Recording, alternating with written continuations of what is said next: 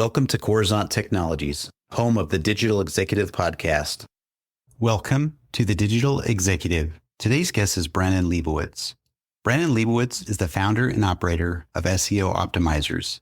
His digital marketing company is dedicated to assisting small and medium-sized businesses in driving more online traffic, leading to increased clients, sales, and valuable leads. Brandon's journey in digital marketing began in 2007, right after he graduated from college with a degree in business marketing. His initial job involved managing the marketing aspects of an e-commerce website. Back then, Brandon had limited digital marketing knowledge, and so did the company he worked for. Brandon had no idea what he was doing, and neither did they. He spent a lot of his time reading books, watching videos, talking to other marketers, reading blogs, joining digital marketing forums, etc., to learn as much as possible about this new type of marketing. Well, good afternoon, Brandon. Welcome to the show. Thank you for having me on today. Absolutely. Love doing this, and I appreciate you making the time, hailing out of the LA area there in California. I know sometimes time zones and making a podcast work for people in two separate parts of the world can be challenging, but again, appreciate that. Brandon, let's jump right into your first question here. Can you share your journey from managing the marketing aspects of an e-commerce website to founding SEO Optimizers? What were some of the key challenges you faced along the way?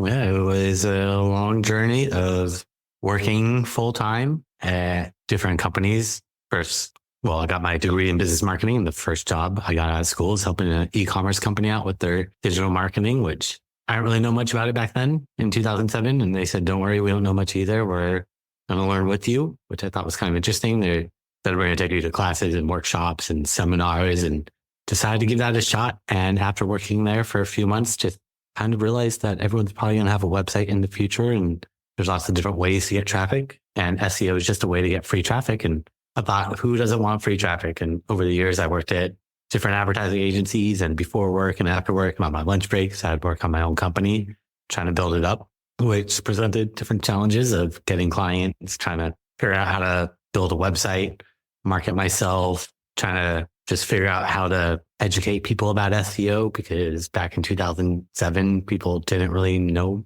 what SEO is. Still to this day, it's kind of that mystery box, but back then is even more ambiguous and people didn't really understand the value of it. So trying to overcome those hurdles was kind of the biggest issue, was just trying to educate people about SEO, the benefits of being online and why they should be there versus letting their competitors take their traffic. And definitely took a lot of time building up my own business to where I was able to comfortably quit my job. I didn't just jump ship right away. I built up the company to where I was able to have enough clients where I was stable and knew that if something went bad or if I lost a couple clients, it wouldn't be the end of the world. So kind of played the safer route.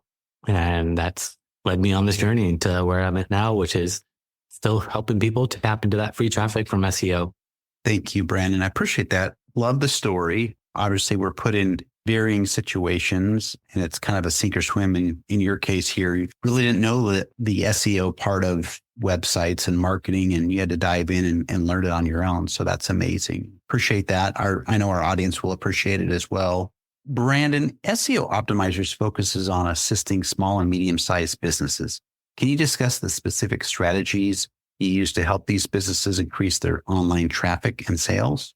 Well, it is a little different for each business because with digital, it's not really a one size fits all. Every website is different, but some of the commonalities would be keyword research. Well, Google can't read websites. They read the coding. So putting keywords in the different areas that Google could better read, understand, and know what your website's about. So that entails finding good keywords that have high search volume and low competition.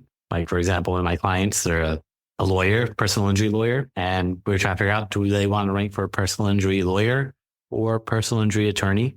And when we did the keyword research, personal injury attorney, I believe, got 10,000 searches, where personal injury lawyer got 50,000 searches. So changing those keywords and making a little variation has a big impact on search volume.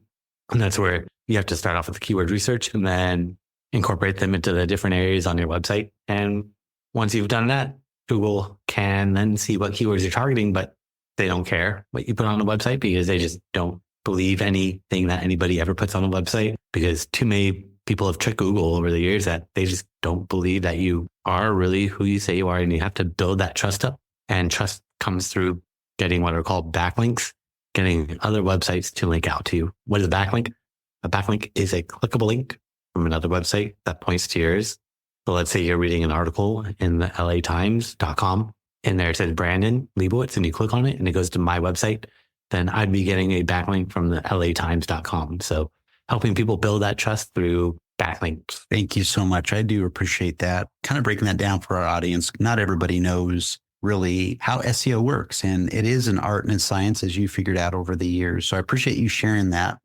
And the next question I have for you, Brandon, is how have SEO strategies evolved since you started in 2007? And what are some of the most significant changes you've observed in the industry? Constantly changing, but Google is really just trying to clean spam up, stopping people from gaming the system and finding loopholes and ways to rank that are not really legitimate. So Google focuses a lot on, like I said, like the keywords and the coding and the content and making sure that you have good original content is a big part, which now with AI, it's kind of shifted and changed everything. Same with the backlinks. Google really has a big emphasis on backlinks. And in the past, it was a numbers game. The more backlinks you had, the higher you would rank. But people would game the system and Google said, we don't want to look at just the number of backlinks. We want to look at the quality of these backlinks. And what is a quality backlink to Google? A quality backlink means it comes from a site that's related to what you're doing. So those are really big changes that have happened over the years. Mobile taking over back in like 2011 or 12, it became really, really popular. And I'm just trying to stay up to date with all the changes because there is no constant. It is always changing and always evolving. And it's just trying to stay up to date with all those changes. Thank you, Brandon. Appreciate that. I feel like I'm getting kind of an SEO 101 class on the podcast here, which is really appreciated by myself. And of course, our audience will enjoy this as well. Brandon, last question of the evening here. Looking ahead, what trends or innovations do you foresee shaping the future of digital marketing and SEO? How is SEO Optimizers preparing to adapt to these changes? The biggest change is probably AI, just trying to figure out what's going to happen, how AI is going to potentially be incorporated into the Google search results, and just trying to figure out what the future holds because now it is very dynamic and we're just trying to see what's going to happen. Is Google going to start using AI in the search results, or is this just temporary and they're just testing it out? And are people not going to want to have AI in the search results? And we're just going to have to keep waiting and seeing how Google adapts and adjusts because they don't want to lose that market share to ChatGPT or AI. So they're going to try to figure out what needs to be done to keep people using Google so they could keep making money and pretty much dominating the internet. So we'll have to see what's going to happen. But AI definitely is the biggest shift that happened over the past couple of years that is most likely not going to go anywhere anytime soon because it's such a big change. You're absolutely right. I think AI is going to be a game changer for the better or for the worse, in this case, SEO. So certainly appreciate that. And we're going to be keeping tabs on you and what you're doing and what changes you're adjusting to, adapting to when Google makes those big changes. So I appreciate that. Brandon, it was such a pleasure having you on today, and I look forward to speaking with you real soon. Thank you for having me on today. Bye for now.